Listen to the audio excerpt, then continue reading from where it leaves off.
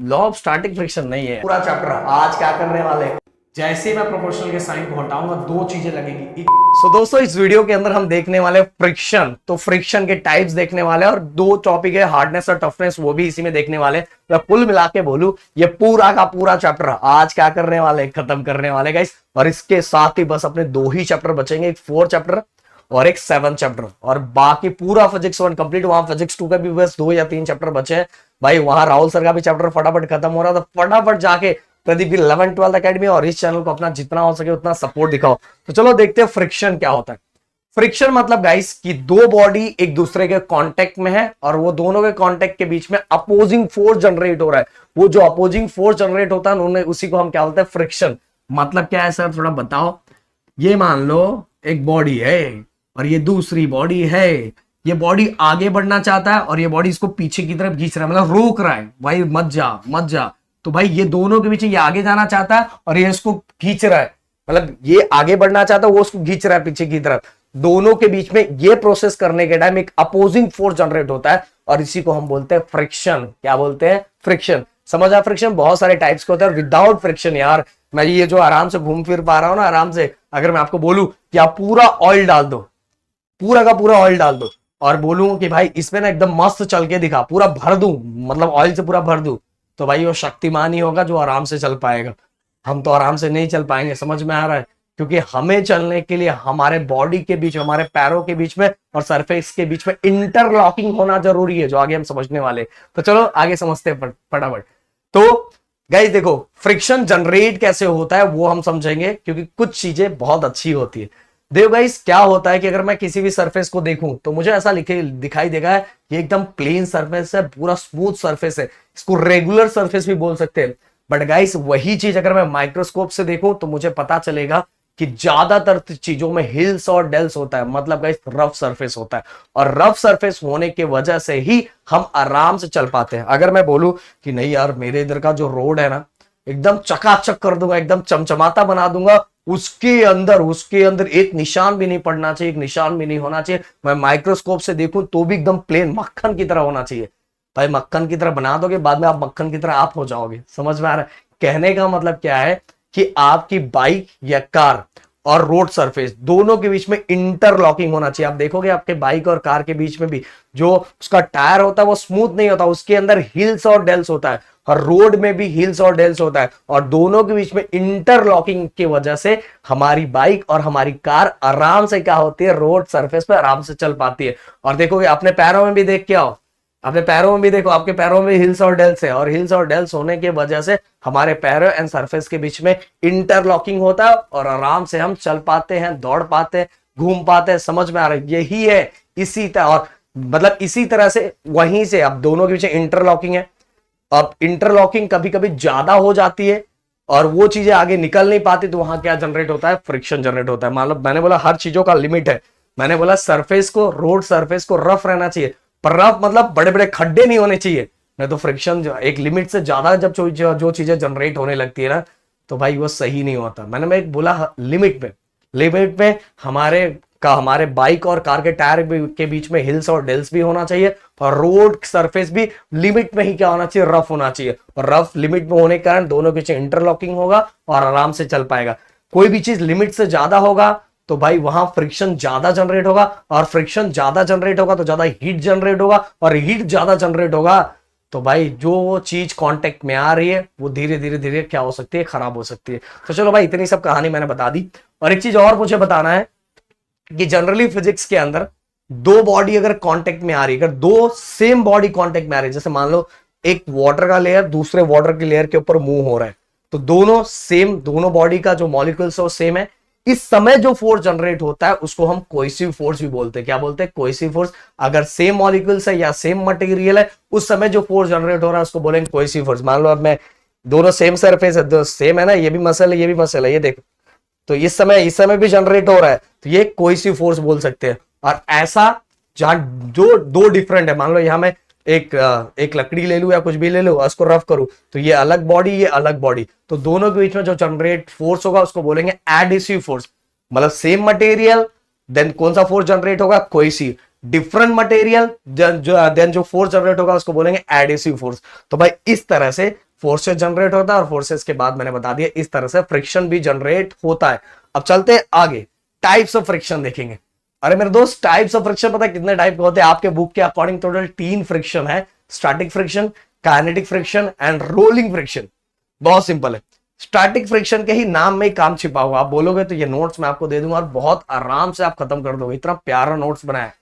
But भाई ना, 2-2 रुपए भेज देना, कुछ मत भेजना, फ्री में मिलेगा। अपने टेलीग्राम को ज्वाइन कर लेना और कमेंट करना, तब कमेंट भर भर के होगा ना तो ये भेजूंगा। मुझे भी लगना चाहिए ना, मेरे अंदर भी वो जोश आने, बच्चे बहुत एक्साइटेड है यार, मैं जो हार्डवर्क कर रहा हूँ उसके लिए एक्साइटेड है। तो static friction, kinetic friction and rolling friction. अब स्टैटिक फ्रिक्शन क्या होता है? सिंपल सी बात है, देखो ये बॉडी है, ये इसके ऊपर मूव होना चाहता है, ये मूव होना चाहता है, पर नीचे वाली बॉडी इसको क्या कर रही है? अपोज कर रही है, रोक के रख रही है, रोक के रख रही है, नहीं तेरे को नहीं जाने दूंगा। तो एक बॉडी दूसरे बॉडी के ऊपर स्लाइड होना चाहता है, बट एक्चुअल स्लाइड होता है, but not sliding over the other, एक दूसरे के ऊपर स्लाइड नहीं हो रहा है, और उस समय जो फ्रिक्शन जनरेट होता है उसको बोलते हैं स्टैटिक फ्रिक्शन। अब काइनेटिक फ्रिक्शन की बात करूं तो एक बॉडी दूसरे बॉडी के ऊपर क्या होता है? स्लाइड हो जाता है, स्लाइड हो रहा है, तो इस समय स्लाइड हो रहा है मतलब मोशन हो रहा है, तो उस समय जो फ्रिक्शन जनरेट होता है उसको बोलते हैं काइनेटिक फ्रिक्शन। अब रोलिंग फ्रिक्शन की बात करूं तो मान लो ये बॉडी है, इसके ऊपर ये क्या हो रहा है? रोल्ड हो रहा है, रोल्ड हो रहा है, दिख रहा होगा, दिख रहा होगा, हाँ ये देखो, ये बॉडी एक इसके ऊपर क्या हो रहा है? रोल्ड हो रहा है, ऐसे रोल्ड हो रहा है, मतलब बस पॉइंट कांटेक्ट है। ये दोनों में अगर हम देखेंगे तो दोनों में कंप्लीट बॉडी कांटेक्ट था, कंप्लीट बॉडी कांटेक्ट था, बट ये रोलिंग फ्रिक्शन के अंदर ओनली पॉइंट कांटेक्ट होता है, इसलिए बोलते हैं कि सबसे कम फ्रिक्शन रोलिंग फ्रिक्शन के अंदर ही होता है, क्योंकि बॉडी कंप्लीट कांटेक्ट में नहीं होता, सबसे कम पॉइंट कांटेक्ट में होता है। तो one body rolled over the other, और उस समय जो फ्रिक्शन जनरेट होता है उसको हम बोलते हैं रोलिंग फ्रिक्शन। क्या बात है। अब चलो आगे बढ़ते हैं। तो 3 फ्रिक्शन हो गया, स्टैटिक मतलब रेस्ट में जो 2 बॉडी है उस समय जो फ्रिक्शन जनरेट हो रहा है स्टैटिक फ्रिक्शन, काइनेटिक फ्रिक्शन मतलब एक बॉडी दूसरे बॉडी पे क्या हो रहा है? स्लाइड हो रहा है, उस समय जो फ्रिक्शन जनरेट हो रहा है वह काइनेटिक फ्रिक्शन। तीसरा रोलिंग फ्रिक्शन मतलब एक बॉडी दूसरे पे क्या हो रहा है? रोल्ड हो रहा है। चलो फटाक से, अब लॉ ऑफ स्टैटिक फ्रिक्शन, ये एग्जाम में आता है गाइस, बहुत अच्छा है, पर लॉ ऑफ स्टैटिक फ्रिक्शन के पहले मैं आपको 2 चीजें समझा दूंगा। पहला limiting force of static friction और दूसरा सेल्फ एडजस्टिंग फोर्स। ओके, क्या है? मान लो ये हमारी बॉडी है, ओके, ये एक बॉडी है और ये बॉडी इसके ऊपर स्लाइड होना चाहता है, समझ भाई, ये बॉडी इस पर स्लाइड होना चाहता है। तो भाई ये बॉडी जो है, ये बॉडी ये इस बॉडी के ऊपर ये स्लाइड होना चाहता है। अब इस बॉडी हर चीज का मतलब हर सबका एक लिमिट होता है कि भाई इतने तक ही रोक सकते हैं, इससे ज्यादा मैं इसको रोक नहीं सकता हूं, मैं इतना ही समझा सकता हूं, इससे ज्यादा समझाऊंगा ना, इससे ज्यादा नहीं समझा सकता, वो घूमे फिरे कुछ भी करे, ऐसा सब डायलॉग तुमने सुना होगा। तो भाई इसका भी एक लिमिट है, मतलब ये कितना अपोज कर सकता है? मान लो 30 न्यूटन तक, मैक्सिमम 30 न्यूटन तक क्या कर सकता है? अपोज कर सकता है, रोक सकता है। अब एक चीज सेल्फ एडजस्टिंग फोर्स क्या होता है? मान लो ये बॉडी ने 3 न्यूटन फोर्स लगाया, तो नीचे वाला अपने आप 3 न्यूटन फोर्स लगा के इसको रोक लेगा, क्योंकि इसके पास इसका लास्ट लिमिट कितना है रोकने का? 30 न्यूटन। अब इसने 5 न्यूटन लगाया, भाई नीचे वाले ने भी 5 न्यूटन लगा के रोक लिया, नहीं ये नहीं जाने दूंगा, अभी मेरे पास दम है। ऊपर वाले ने 10 न्यूटन लगाया, नीचे वाले ने भी 10 न्यूटन लगाया, अपने आप एडजस्ट हो रहा है, अपने आप एडजस्ट हो रहा है। ऊपर वाला बंदा खींच रहा है, ऊपर वाला बंदा क्या आ रहा है? इसको खींच रहा है, पर नीचे जो है वो अपने आप क्या कर रहा है? चीजों को एडजस्ट कर रहा है। 1 मिनट, हाँ चलो ठीक है, इधर लिखते जाता हूँ कि 10 न्यूटन, और ऊपर वाले ने मतलब कोई फोर्स लगाने के लिए 10 न्यूटन फोर्स लगाया, तो नीचे वाले ने भी आराम से अपोजिट मतलब अपोज करने के लिए 10 न्यूटन फोर्स लगा दिया। अब उसको और गुस्सा है, उसने 15 न्यूटन फोर्स लगाया, तो नीचे वाले ने भी अपने आप एडजस्ट करके 15 न्यूटन फोर्स लगाया, क्योंकि देखो इक्वल एंड अपोजिट होना चाहिए तो ही रेस्ट में रहेगा। अगर कहीं कम ज्यादा हुआ तो बॉडी स्लाइड हो जाएगी, मतलब मूव हो जाएगा। तो इसीलिए इक्वल एंड अपोजिट, ये नहीं कि ज्यादा भी नहीं लगा रहा है कम भी नहीं लगा रहा है, जितना ऊपर वाला लगा रहा है उतना ये नीचे वाली बॉडी लगा रही है, इसीलिए बॉडी अभी भी रेस्ट में, ये अभी बॉडी क्या है? रेस्ट में। अब आ रहा है वो द टाइम, अभी भी इसने क्या किया? अब उसने 29 न्यूटन फोर्स लगाया, तो नीचे वाले ने भी 29 न्यूटन फोर्स लगाया, सिंपल सी बात है, 29 न्यूटन फोर्स लगा। अब इसने 30 न्यूटन फोर्स लगाया, अब इसने भी नीचे वाले बॉडी ने भी 30 न्यूटन फोर्स लगाया। अब ये 30 न्यूटन इसका क्या हो गया? मैक्सिमम फोर्स हो गया। क्या हो गया? मैक्सिमम फोर्स हो गया, ऐसा बोल सकते हैं, एफ मैक्स हो गया, समझ हम, एफ मैक्स।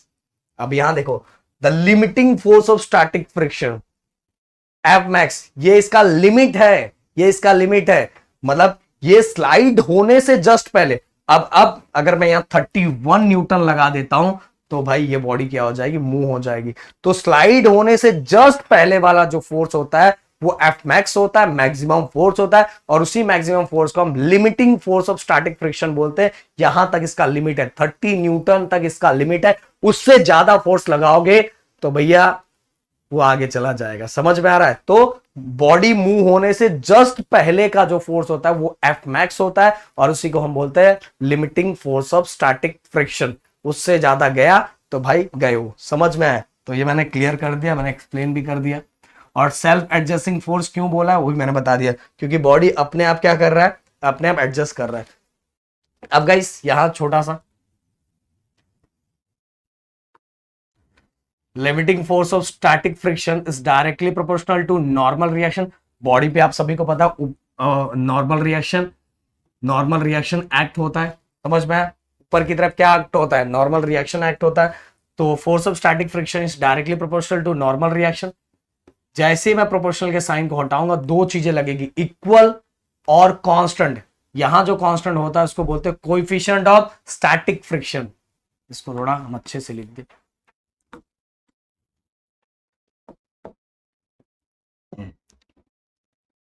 सो ये देखो, limiting force of static friction is directly proportional to normal reaction. जैसे ही हम प्रोपोर्शनल के साइन को हटाएंगे, यही तो अपना पहला लाइन है, जैसे ही प्रोपोर्शनल के साइन को हटाएंगे दो चीजें लगेगी, इक्वल और कांस्टेंट। यहां जो कांस्टेंट होगा वो होगा कोएफिशिएंट ऑफ स्टैटिक फ्रिक्शन। इसको क्या बोलेंगे, कोएफिशिएंट ऑफ स्टैटिक फ्रिक्शन, और ये एन। ओके, ये हो गया। कभी कभी गाइस हमें एग्जाम में आता है coefficient of static friction define करने के लिए, तो बहुत सिंपल है, आराम से डिफाइन कर सकते हो। बस ये क्या आ जाएगा, डिवाइड में आ जाएगा। तो ये क्या हो गया, coefficient of static friction is defined as it is a ratio of limiting force of static friction to normal reaction. हो गया एकदम आराम से।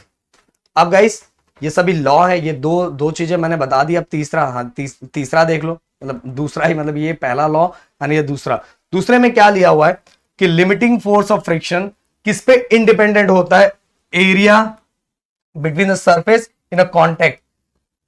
एरिया पे वो कितना एरिया कवर कर रहा है उस पे डिपेंडेंट नहीं होता। कौन से, मतलब कितने सरफेस वो कांटेक्ट में है उस पे डिपेंड नहीं करता। देखो आराम से समझ लो, अगर ये इतना भी कांटेक्ट में है तो भी वो फोर्स लगाता रहेगा, वो फोर्स लगाता रहेगा। तो कितना एरिया और कितनी बॉडी कांटेक्ट में है वो उस पे डिपेंडेंट नहीं करता। तो किस पे डिपेंडेंट होता है, वो डिपेंडेंट होता है कि ये दोनों बॉडी का मटेरियल कौन सा है। तो depend upon the material in a contact and the nature of their. इसका ये दोनों, अब मान लो दो मैंने प्लास्टिक बॉडी ली है, दो मैंने वुड लिया हुआ है, तो दोनों का नेचर अलग अलग है। तो भाई कितना एरिया है वो मैटर नहीं करता, एरिया कम है ज्यादा है वो मैटर नहीं करता। मैटर ये करता है कि वहां जो हमने, मतलब दो बॉडी कांटेक्ट में, उन दोनों बॉडी का मटेरियल कौन सा है और उनका नेचर कैसा है, ये इस पे डिपेंड करता है। तो ये लॉ मैंने बता दिया, तो बस इतना लिख दो कि डिपेंडेंट किस पे है, it is independent of area between the surface in a contact and depend upon the material in a contact and the nature of their surfaces. Okay, clear?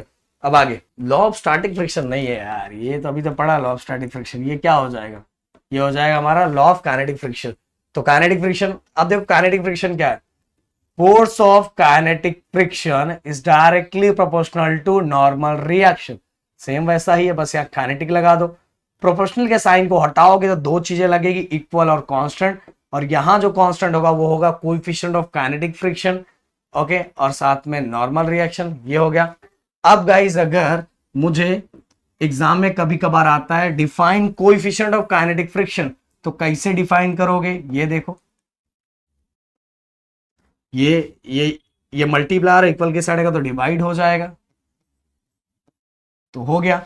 It is the ratio of, it is coefficient of kinetic friction is defined as it is the ratio of force of kinetic friction to normal reaction. Force of kinetic friction to normal reaction, यहां देखो definition भी लिखा है, force of kinetic friction to normal reaction. Clear? और guys ये unitless होता है, unitless and dimensionless, मतलब इनके डायमेंशन नहीं है और यूनिट नहीं है। और ये देखो गाइस फिर से वही चीज, फोर्स ऑफ काइनेटिक फ्रिक्शन वैसे इंडिपेंडेंट ऑफ शेप, शेप पे डिपेंड नहीं करता, कैसा जो मटेरियल यूज हो रहा है उसका शेप कैसा है। अभी देखा था वही एरिया को ही समझ सकते हो कि जो बॉडी हम यूज कर रहे हैं उस बॉडी का शेप कैसा है उस पर डिपेंड नहीं करता। किस पे डिपेंड करता है? Depend upon the nature and material. बार बार वही चीज लगभग रिपीट हो रही है। अब चलते हैं गाइस अगला, एडवांटेज ऑफ फ्रिक्शन। बहुत सारी चीजें मैंने पहले बता दी, मैं चाहता हूं कि दो चार आप भी बताओ।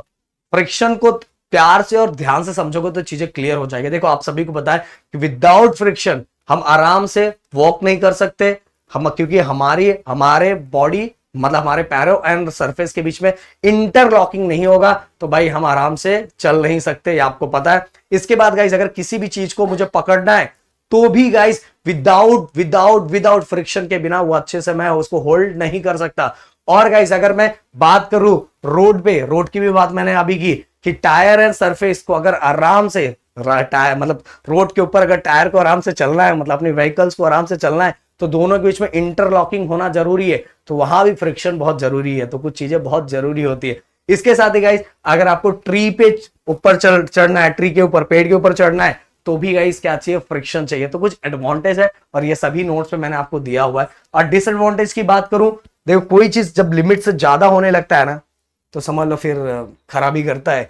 तो फ्रिक्शन क्या करता है? मोशन को अपोज करता है। सही बात है, एक बॉडी दूसरे बॉडी से आगे बढ़ना चाहता है तो ये क्या करता है? उसको रोकता है, अपोज करता है। समझ में आया? और फ्रिक्शन हमें मतलब जब फ्रिक्शन ज्यादा होने लगे तो हीट और नॉइज जनरेट करता है। मान लो नीचे वाला बॉडी उसको जाने नहीं दे रहा है, ये ऊपर वाला ट्राई कर रहा है, तो दोनों के बीच में क्या जनरेट होगा? हीट जनरेट होगा। और कभी कभार बहुत ज्यादा तेजी से आवाज भी आता है, समझ में आया? तो और ऑटोमोबाइल इंजन के अंदर आप देखोगे ये सभी प्रॉब्लम बहुत बार दिखता है कि जब वहां ग्रीस और ऑयलिंग कम हो जाता है तो क्या होता है? वहां बहुत ज्यादा फ्रिक्शन जनरेट होने लगता है। फ्रिक्शन जनरेट होने का बहुत नॉइज आता है, बहुत हीट जनरेट होता है, और बहुत बार जो पार्ट्स होते हैं, मतलब जो व्हीकल्स के पार्ट्स होते हैं, वो खराब होना स्टार्ट होता है। और इसके पीछे का भी रीजन क्या है? फ्रिक्शन। तो भाई सही रहे, लिमिट में तो अच्छा, लिमिट से ज्यादा रहे तो चीजें खराब होना स्टार्ट। अब गाइस कैसे रिड्यूस करते हैं? आप सभी को पता है गाइस क्या करना है? लुब्रिकेंट, ऑयल, ग्रीस, ये सभी क्या करता है? फ्रिक्शन को कम करता है। वो दोनों बॉडी के बीच में ऑयल थोड़ा कर दो, ऑयलिंग कर दो, लुब्रिकेशन कर दो, ग्रीसिंग कर दो, जिसके कारण क्या होता है कि दोनों आपस में उतना ज्यादा क्या होता है? एक दूसरे के कांटेक्ट में नहीं रहते, और ज्यादा नहीं कांटेक्ट में रहने के कारण ज्यादा फ्रिक्शन जनरेट नहीं होता।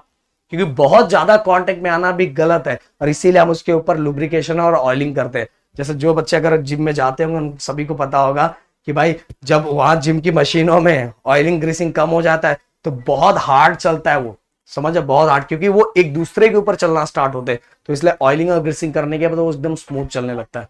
ज्यादा भी नहीं करना है, एकदम आराम से चलने लगेगा। तो और अगर एक और मेथड है, अगर काइनेटिक फ्रिक्शन मतलब कंप्लीट बॉडी एक दूसरे के ऊपर क्या हो रही है? मूव हो रही है। तो अगर काइनेटिक फ्रिक्शन को हम रोलिंग फ्रिक्शन में कन्वर्ट करते हैं, बॉल बेयरिंग यूज करते हैं हम लोग, आपने देखा होगा व्हीकल के अंदर, देखा होगा, किसने देखा प्लीज कमेंट करो। तो अगर काइनेटिक फ्रिक्शन को रोलिंग फ्रिक्शन के अंदर कन्वर्ट करेंगे तो भी क्या होगा? जो फ्रिक्शन है वो रिड्यूस हो जाएगा, कम हो जाएगा। मैंने स्टार्टिंग में बताया था कि रोलिंग फ्रिक्शन के अंदर सबसे कम क्या होता है? फ्रिक्शन जनरेट होता है। अब गाइस यहां फ्रिक्शन का पूरा पार्ट खत्म। एक छोटू सा पार्ट है हार्डनेस और टफनेस। और हार्डनेस क्या होता है? हार्डनेस की मैं बात करूं कि मतलब कि ऐसा बॉडी जिसके अंदर स्टिफनेस है, बैंड होने से अपने आप को रोक पा रहा है, उसके ऊपर स्क्रैच करने से रोक पा रहा है, और कटिंग करने से रोक पा रहा है। बंद कर दो।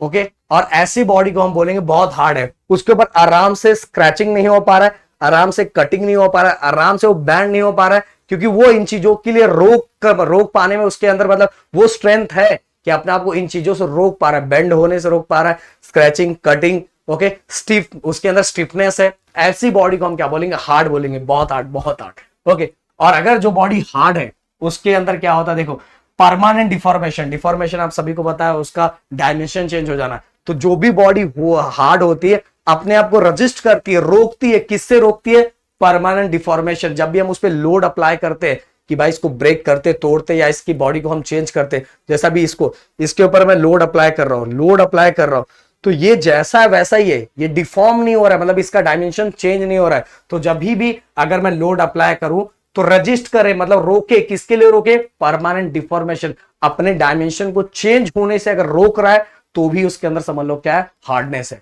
ओके, और अगर गाइस हार्डनेस ज्यादा है तो ग्रेटर रेजिस्टेंस टू डिफॉर्मेशन, मतलब डिफॉर्म करने से अपने आप को ज्यादा रोक पाएगा, मतलब चेंज होने से अपनी बॉडी को, अगर ज्यादा हार्डनेस है तो अपनी बॉडी को चेंज होने से वो ज्यादा रोक सकता है, ज्यादा रोक सकता है। अगर कम हार्डनेस है तो भाई जल्दी नहीं रोक पाएगा और जल्दी वो ब्रेक हो जाएगा या उसकी बॉडी का स्ट्रक्चर चेंज हो जाएगा। बट अगर ज्यादा हार्डनेस है तो क्या कर पाएगा? Greater resist to deformation, deform करने से अपने आप को क्या कर पाएगा? रेजिस्ट कर पाएगा। एग्जाम्पल है डायमंड। ओके, इतने पॉइंट से बस आपको लिखना है। अब इसके बाद आगे चलते हैं। टफनेस। टफनेस मतलब क्या है गाइस? कि अगर मैं किसी बॉडी के ऊपर फोर्स अप्लाई कर रहा हूं और अपने आप को फ्रैक्चर, ब्रेक होने से अगर वो अपने आप को क्या हो रहा है? रोक पा रहा है, तो हम बोल सकते हो टफनेस है। उस बॉडी के अंदर क्या टफनेस है?